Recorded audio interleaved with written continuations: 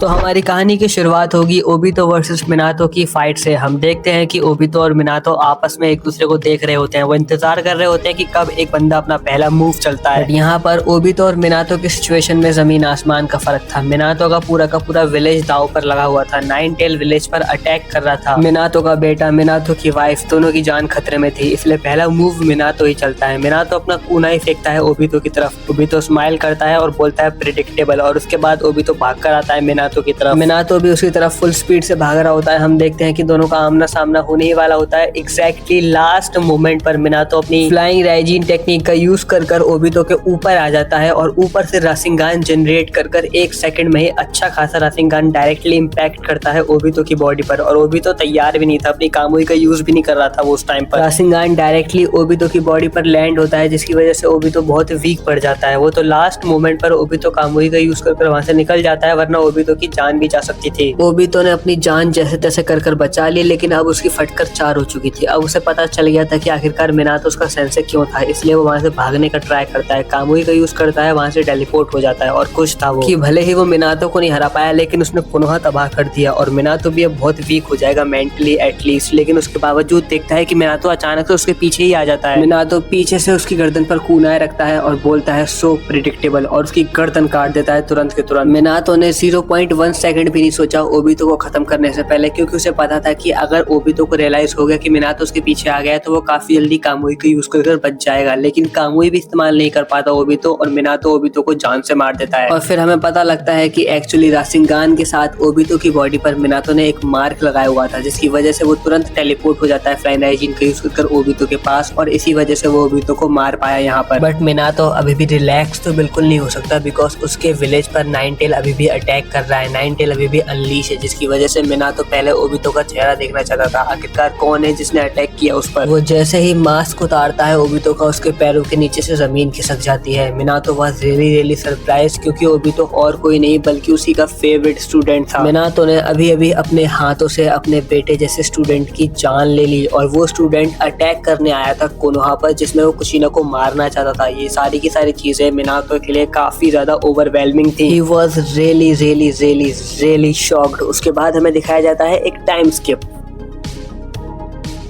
हमें देखने को मिलता है मिकोतो, हाँ वही सास्के और इताची की माँ। वो नारुतो को लेकर भाग रही थी। वो काफी ज्यादा इंजर्ड थी, उसकी पूरी बॉडी पर काफी सारे घाव थे। स्टिल वो भागे जा रही थी, नंगे पैर भागे जा रही थी नारुतो को लेकर। नारुतो रो रहा था, और भागते भागते वो पहुंचती है किसी और विलेज में। और ऑफ कोर्स कोई भी विलेज किसी अनजान आदमी को तो अपने विलेज में घुसने देगा नहीं, लेकिन मिकोतो भागते भागते गिर जाती है जमीन पर विलेज के गेट के सामने ही। नारुतो के रोने की आवाज से गार्ड वहां पर आ जाते हैं और मिकोतो वहीं पर मर जाती है। उस विलेज का गार्ड बाहर आता है नारुतो के रोने की आवाज सुनकर, देखता है कि एक औरत मरी पड़ी हुई है, बहुत बुरी तरीके से इंजर्ड है, और एक बच्चा रो रहा है। ऑफ कोर्स वो बच्चे को उठाता है, अपने साथ लेकर अंदर लेकर जाता है, और मिकोतो को भी अंदर इलाज करवाने के लिए लेकर जाता है, लेकिन मिकोतो की जान चली जाती है। अब जो वो गार्ड था उसके पास फैमिली के नाम पर कोई नहीं थे, ना कोई पेरेंट्स, ना कोई वाइफ, ना कोई बीवी, ना कोई बच्चे, इसलिए वो पाल लेता है नारुतो को। नारुतो को अडॉप्ट कर लेता है, और वो सोचता है कि नारुतो को भेजा गया है उसकी लाइफ के पर्पस की तरह। हम देखते हैं कि वो गार्ड नारुतो का पालन पोषण करता है, उसे बड़ा करता है, धीरे धीरे कर उसे तौर तरीके सिखाता है। यहाँ पर नारुतो की लाइफ एक्चुअली बहुत बेटर होती है ओरिजिनल एनिमे से। यहाँ पर उससे कोई डिस्क्रिमिनेट नहीं करता, और जो वो गार्ड था वो भी बहुत स्ट्रॉन्ग निंजा था। वो भी ट्रेन करता है नारुतो को, जिसके बाद हम देखते हैं कि नारुतो धीरे धीरे कर बहुत ही स्ट्रॉन्ग बन जाता है, ताइजुत्सु का मास्टर बन जाता है। वो नारुतो धीरे धीरे कर बड़ा हो जाता है, वो अपने टीनेज में आ जाता है। वो अपने गार्ड से बार बार पूछता है कि मेरे पेरेंट्स के बारे में तुम्हें क्या पता है, तो गार्ड उसको साफ साफ बोल देता है कि तुम्हारे पेरेंट्स तुम्हें छोड़ के चले गए थे। नारुतो को अपने पेरेंट्स के बारे में जानना था, उसे बहुत चुल मची हुई थी। वो अपनी जिंदगी का मकसद बना लेता है कि उसे अपने पेरेंट्स के बारे में जानना है। उसके बाद हम देखते हैं कि एक रात को मिनातो ऑफ कोर्स अपने काम से घर आ रहा होता है, तभी एक मिस्टीरियस लेडी उसको क्रॉस करती है, जिसकी स्मेल से ही नारुतो अट्रैक्ट हो जाता है। उसके बाद वो उसका पीछा करता है धीरे धीरे कर वो लेडी आखिरकार जा कहाँ रही है। वो काफी ज्यादा मिस्टीरियस थी, उसने अपना फेस कवर्ड किया होता है, उसके सिर्फ और सिर्फ आंखें दिख रही थी, और उसकी आंखें बहुत ही अजीब थी, बहुत ही अलग, काफी ज्यादा खूबसूरत आंखें थी उसकी, जिसको देखकर नारुतो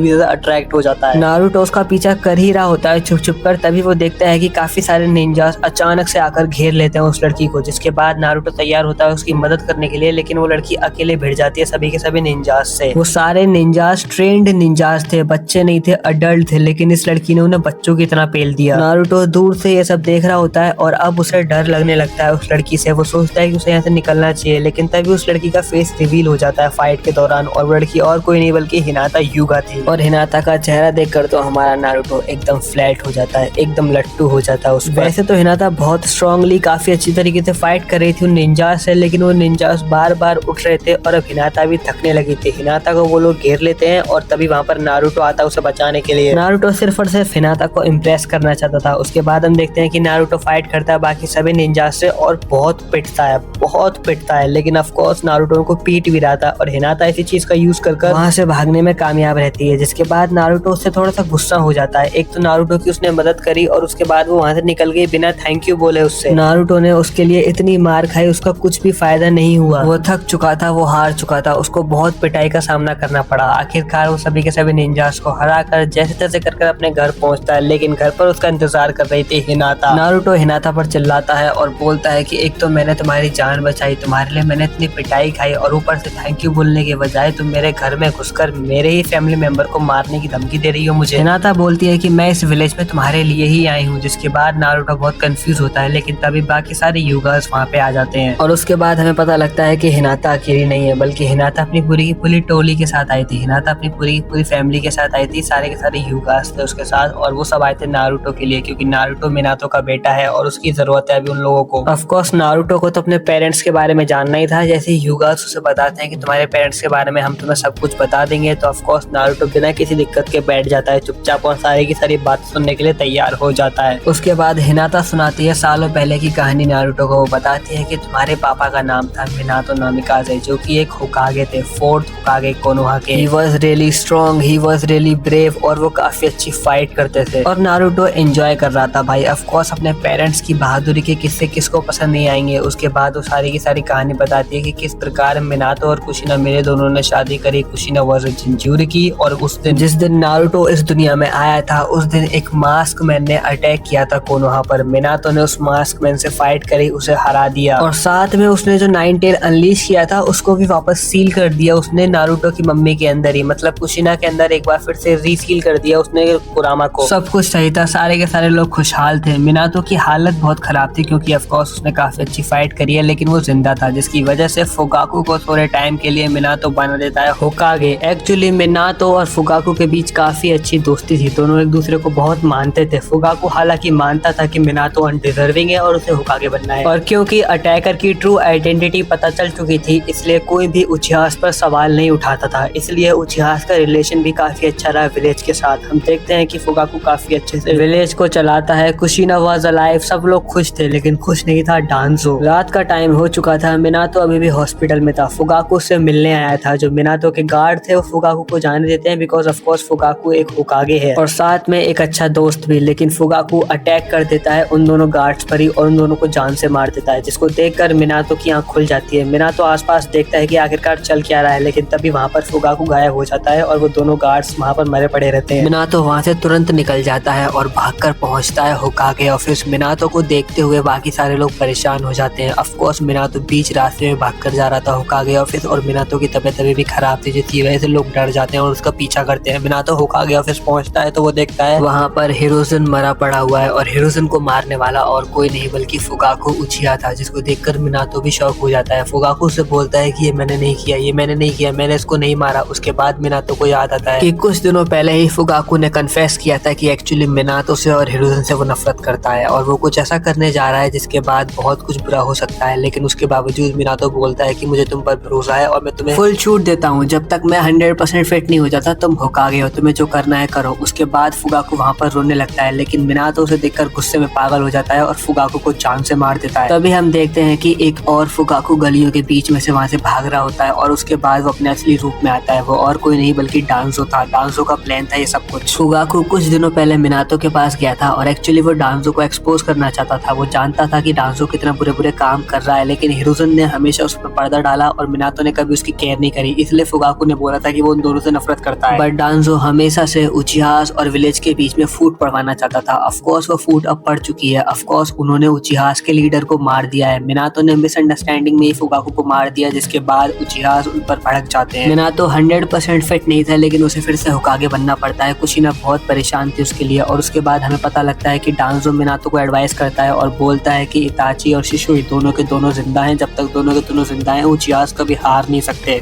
इताची अपने बाप की मौत का बदला लेना चाहता है और शिशुई उसका बेस्ट फ्रेंड है, तो हमेशा उसका साथ देगा ही। साथ में एक उनका छोटा बेटा भी है सासके, जो कि अभी छोटा है, लेकिन आगे चलकर हमारे लिए बहुत परेशानी का सबक बन सकता है। इसलिए हमें उचिहास को अभी खत्म करना होगा। लेकिन मिनातो डांजो की बातों में नहीं आता। मिनातो अभी भी अपने आप को गिल्टी मानता है। वो सोचता है कि उस दिन उसे फुगाकू की बात सुन लेनी चाहिए थी, लेकिन डांजो समझ जाता है कि अब उसे मिनातो का भी कुछ करना पड़ेगा, वरना मिनातो उसके रास्ते में जरूर आएगा। जिसके बाद हम देखते हैं कि डांजो अपने आनबू कॉप्स का यूज कर अटैक करवा देता है उचिहास पर रात में, जब उचिहास बिल्कुल भी तैयार नहीं थे। एक सरप्राइज अटैक था, जिसकी वजह से इताची शिशुई सबके सब परेशान हो जाते हैं। मिनातो ने तो ऑफ कोर्स कोई भी ऑर्डर नहीं दिया था, लेकिन डांजो ने बिना उसकी बात को सुने अटैक करवा दिया उचिहास पर। उचिहास के लिए सरप्राइज अटैक था, जिसमें हजारों उचिहास मारे जाते हैं, और डांजो स्पेशली ढूंढ कर सासके को मारता है, बिकॉज डांजो को पता था कि इताची सासके से सबसे ज्यादा प्यार करता है। और उस टाइम पर ऑफ कोर्स उचिहास को लगा था कि ये विलेज की साजिश है उनके खिलाफ। मतलब मिनातो ने ऑर्डर दिया साफ साफ एलिमिनेट करने के लिए उचिहास को, और डांजो इस चीज में और फ्यूल डालता है। डांजो ने शिशुई को भेजा हुआ था विलेज से बाहर एक अलग स्पेशल मिशन के लिए, लेकिन वो मिशन और कुछ नहीं था बल्कि एक चाल थी। वो सिर्फ और सिर्फ शिशुई को फंसाना चाहता था, और वो यही करता है। शिशुई एक मिशन पर गया था विलेज से बाहर, लेकिन वो वापस लौटकर आ नहीं पाता। वो लोग शिशुई को मार भी देते हैं और उसकी शारिंगान भी ले आते हैं और डांजो को दे देते हैं, और जैसे ही शिशुई की शारिंगान आती है डांजो के पास, वो एकदम अनस्टॉपेबल बन जाता है। जब तक अगली सुबह का सूरज उगता है, तब तक 90% उचिहास की जो पॉपुलेशन थी वो खत्म हो चुकी थी। जिसके बाद हम देखते हैं कि इताची अपने भाई की लाश को लेकर रो रहा है। उसके बगल में उसकी माँ बैठी है। मिनातो को जैसे ही पता लगता है कि यहाँ पर क्या हो रहा है, मिनातो तुरंत बाहर निकलने की कोशिश करता है, लेकिन कुशिना उसे रोकती है। कुशिना बोलती है कि उचिहास और सारे के सारे विलेज वाले तुमसे गुस्सा हैं। लोगों को लगता है कि तुमने कल रात अटैक करवाया था उचिहास पर। मिनातो बोलता है कि फुगाकू ने जो उस दिन किया वो गलत था। मैंने सिर्फ और सिर्फ इसलिए उसे मारा। मैं उचिहास से नफरत नहीं करता, मुझे जाने दो। उसके बाद हम देखते हैं कि कुशिना बोलती है मुझे पता है, लेकिन उन लोगों को नहीं पता उचिहास तुम्हारे खून के प्यासे हैं। कुशिना बोलती है कि हमारी भलाई इसी में है कि हमें यहाँ से भाग जाना चाहिए। उसके बाद मिनातो बोलता है कि हम यहाँ से भागेंगे नहीं, मैं होकागे हूँ, मेरी कुछ रिस्पॉन्सिबिलिटी है। आखिरकार मेरे होते हुए इतने सारे निर्दोष लोग मारे कैसे गए? हालांकि मैंने उन्हें ऑर्डर नहीं दिया था, लेकिन उचिहास की मौत का जिम्मेदार मैं भी हूँ। तभी वहाँ पर आता है इताची और बोलता है बिल्कुल सही कहा, तुम ही जिम्मेदार हो। इताची की आंखें फुल ऑफ रेज थी। उसको देखकर ही पता लग रहा था कि इताची बहुत नफरत करता है मिनातो से और मिनातो को मारने ही आया है। मिनातो इताची से बोलता है कि देखो मेरी बात सुनो, मैं तुमसे बात करने ही आने वाला था। मैं साफ साफ बोल रहा हूँ कि कल जो हुआ उसमें मेरी कोई भी इन्वॉल्वमेंट नहीं थी। उचिहास और कोनोहा एक दूसरे के साथ हमेशा रहेंगे, हम दोनों को बात करनी चाहिए। और उसके बाद इताची बोलता है क्या तुम्हारी बातचीत से मेरी फैमिली वापस आएगी? पहले मेरे फादर को तुमने अपने हाथों से मारा और उसके बाद तुमने पूरी की पूरी प्लानिंग करी पूरे के पूरे उचिहा क्लैन को जड़ से उखाड़ने की। तुम नहीं बचोगे। उसके बाद हम देखते हैं कि बहुत सारे उचिहास घेर लेते हैं मिनातो कुशिना को। मिनातो बोलता है कि डोंट वरी, मैं यहाँ से तुम्हें निकाल लूंगा। उसके बाद मिनातो फ्लाइंग राइजिन का यूज करता है, नारुतो को उठाता है, कुशिना को लेकर वहां से टेलीपोर्ट हो जाता है। इताची बोलता है सभी उचिहास से कि आज मिनातो भागकर जाना नहीं चाहिए, आज अपने फादर का बदला लूंगा मैं। तभी हम देखते हैं कि मिनातो वहां से भाग रहा होता है कुशिना के साथ। बट ऑफ कोर्स पूरा का पूरा विलेज उनके खिलाफ था, तो वो कैसे बच सकते थे? पूरा का पूरा विलेज उन्हें मारने के लिए ढूंढ रहा था। जैसे जैसे कर वो लोग छुपे हुए थे, तभी उनके साथ आती है मिकोतो और मिकोतो बोलते है कि मेरे साथ चलो। मिकोतो उन्हें एक सीक्रेट टनल में लेके जाती है। मिनातो मिकोतो से बोलता है थैंक यू सो मच हमारी जान बचाने के लिए, और सॉरी बोलता है कि फुगाकू को उसने अपने हाथों से मार दिया। और उसके बाद मिकोतो बोलती है कि मैं बस इतना बोलूंगी कि मेरे जो हस्बैंड थे वो इनोसेंट थे। मेरे हस्बैंड हमेशा कोनोहा और उचिहास के लिए अच्छा ही करना चाहते थे, और ये चीज मैं तुम्हारे लिए नहीं कर रही हूँ। तुम्हारी जान मैंने तुम्हारे लिए नहीं बचाई है, मैंने ये जान बचाई है कुशिना के लिए, क्योंकि वो मेरी दोस्त है, और साथ में नारुतो के लिए एक छोटा सा बच्चा जिसका कोई भी कसूर नहीं है इन सब चीजों में। इन सब लड़ाइयों में मैंने भी अपना एक बच्चा खो दिया। सासकी उचिहा मेरा प्यारा बच्चा, वो भी इस दुनिया में नहीं रहा। उसके पीछे भी तुम जिम्मेदार हो, मुझे पता है, लेकिन उसके बावजूद तुम्हें मैं नहीं मारूंगी। तुम्हें मारने से मेरा पति या बच्चा वापस नहीं आ जाएगा, लेकिन इस बच्चे की जिंदगी तबाह हो जाएगी। उसके बाद मिनातो एक बार फिर से बोलता है कि मैंने तुम्हारे पति को मारा है, लेकिन तुम्हारे बच्चे को मारने में मेरा कोई भी हाथ नहीं था। मिकोतो मिनातो से बोलती है मुझे फर्क नहीं पड़ता, कोनोहा से भागकर चले जाओ वरना उचिहास तुम्हें छोड़ेंगे नहीं। मिनातो बोलता है कि मैं होकागे हूँ। मिकोतो बोलते है कि तुम्हारी लाइफ तुम्हारे लिए ज्यादा इंपॉर्टेंट है, और अगर तुम्हारी लाइफ तुम्हारे लिए इंपॉर्टेंट नहीं है तो एटलीस्ट अपने बच्चों के बारे में सोचो। मिनातो विलेज छोड़कर जाने के लिए तैयार नहीं था, लेकिन जब कुशिना जिद करती है तो वो मान जाता है। उसके बाद हम देखते हैं कि जैसे ही वो लोग टनल से बाहर निकलते हैं, वैसे ही वहाँ पर डांजो के आदमी आ जाते हैं, और डांजो के आदमी के साथ साथ वहाँ पर काफी सारे उचिहास भी आ जाते हैं, जिसमें से इताची भी होता है। इताची अपनी माँ से बोलता है कि मुझे आपसे ये उम्मीद उम्मीद नहीं थी, आप इन लोगों की मदद कर रहे हो जिन्होंने हमारा पूरा का पूरा परिवार खत्म कर दिया। उसके बाद मिकोतो बोलती है कि तुमने डांजो से हाथ मिला लिया, तुमने उस इंसान से हाथ मिला लिया जिससे तुम्हारे फादर नफरत करते थे। उसके बाद इताची बोलता है कि मेरे फादर को एटलीस्ट धोखा तो नहीं दिया डांजो ने, जो कि इसने दिया है। डांजो ने एटलीस्ट मुझे अपने शिनोबीज दिए ताकि मैं इससे अपना बदला ले सकूं। वैसे अगर तुम सोच रहे हो कि इताची इतना ब्लाइंड कैसे हो सकता है, आखिरकार इताची इतनी आसानी से कैसे आ सकता है डांजो की बातों में, तो भाई डांजो यूज कर रहा है शिशुई की शारिंगान का। एंड ऑफ कोर्स इताची है बहुत सेंसिबल आदमी, लेकिन अभी कुछ टाइम पहले ही उसने अपना बाप खोया और आज उसने अपना भाई भी खो दिया, तो ऑफ कोर्स वो काफी ज्यादा इमोशनली डैमेज्ड इंसान है। इताची एक्चुअली अभी मेंटली बहुत ही वीक है। जिसके बाद हम देखते हैं कि मिनातो फाइट करता है काफी सारे शिनोबी से अकेले, मिकोतो भी उसकी मदद करती है। कुशिना नारुतो को लेकर वहां से भाग रही होती है, लेकिन तभी काफी सारे शिनोबी घेर लेते हैं उसे, लेकिन तभी बीच में आ जाता है मिनातो फ्लाइंग राइजिन का यूज करके और सभी के सभी निंजास को मार देता है। और उसके बाद मिनातो बोलता है कि अब सिर्फ और सिर्फ एक ही रास्ता है यहाँ से निकलने का। मिनातो अपना फ्लाइंग राइजिन बहुत दूर फेंकता है और उसके बाद नारुतो पे अपना मार्क लगाता है और नारुतो को फ्लाइंग राइजिन का यूज करके टेलीपोर्ट करवा देता है कहीं और, जिसकी वजह से नारुतो भी फिलहाल के लिए सेफ है, लेकिन बाकी सब सेफ बिल्कुल भी नहीं है। मिनातो अभी भी 100% नहीं है, बट स्टिल वो जाता है एकदम टोटल बीस्ट मोड में और अकेले पूरी की पूरी आर्मी से भिड़ जाता है। मिनातो अकेले मिकोतो और कुशिना को बचाता है और बहुत सारे शिनोबीज को अकेले ही मार देता है। बट इताची प्लान के साथ आया हुआ था। इताची को पता था कि मिनातो को हराना तो बहुत मुश्किल होने वाला है, इसलिए वो क्या करता है, वो कुशिना को टारगेट करता है। जब मिकोतो बिजी थी लड़ने में और मिनातो लाशें बिछा रहा था, उसी बीच कुशिना पर अटैक करता है इताची और सीधे नाइन टेल को अपने वश में कर लेता है, जिसकी वजह से नाइन टेल एक बार फिर से अनलीश हो जाता है। इताची ने शारिंगान का यूज कर अनलीश कर दिया नाइन टेल, लेकिन उसे कंट्रोल करना नहीं आता था, जिसकी वजह से नाइन टेल उसी पर भारी पड़ देता है और हम देखते हैं कि इताची मर जाता है नाइन टेल की वजह से। मिकोतो उसके पास आती है, उससे बोलते है कि बेटे तुम्हें क्या हो गया। अब इताची दर्द में था, इताची मरने वाला था, इसलिए इताची फाइनली गेंजुत्सु तोड़ता है डांजो का और बोलता है कि I am really sorry mom, और उसके बाद मिकोतो की बाहों में अपनी जान को गवा देता है। मिनातो को कुछ समझ नहीं आ रहा था, सब कुछ बिखर चुका था, सब कुछ बर्बाद हो चुका था और मिनातो बोलता है कि ये सब मेरी ही गलती है, सब कुछ मैंने ही शुरू किया था तो मैं ही खत्म करूंगा। और उसके बाद मिनातो यूज करता है रिपर डेथ सील का। कुशिना को बचाने का सिर्फ और सिर्फ एक ही रास्ता था, वो था दोबारा सील करना नाइन टेल को कुशिना के अंदर। रिपर डेथ सील का यूज करता है मिनातो और एक बार फिर से कुशिना के अंदर नाइन टेल को सील कर देता है, लेकिन रिपर डेथ सील की वजह से वो खुद भी मारा जाता है। कुशिना बच तो गई, लेकिन उसकी हालत बहुत खराब है और मिनातो तो अपनी आखिरी सांसें ही गिन रहा है। मिनातो कुछ टाइम में मरने ही वाला है, लेकिन तभी मिनातो सेंस करता है कि काफी सारे शिनोबीज आ रहे हैं उनकी तरफ। हो सकता है कि डांजो ने भेजा हो उनको लाने के लिए, लेकिन मिनातो डर जाता है। मिनातो चिल्लाता है मिकोतो की तरफ और जैसे ही मिकोतो वो कुनाए पकड़ती है, वैसे ही अपने चाकरा का